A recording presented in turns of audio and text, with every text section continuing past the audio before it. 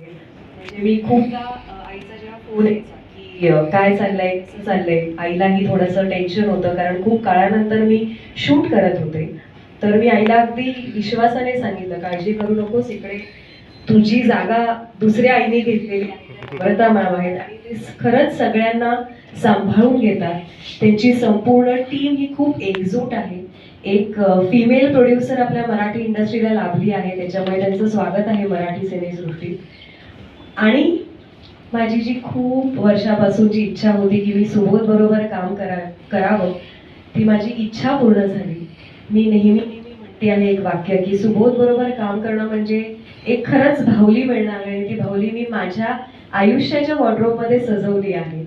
त्यांनी मला खूप सांभाळून घेतलं कारण दोन पात्री चित्रपटात कोणी असू शकत होतं, पण मला सुबोध लाभला. त्यामुळे माझा ग्रुप डी ची जी परीक्षा आहे ती मी बसलेली आहे. आता 10 तारखेला हा चित्रपट तुमचा, त्यामुळे आपलंसं म्हणा आणि चित्रपटाची प्रतिक्रिया तुम्ही आम्हाला द्यालच.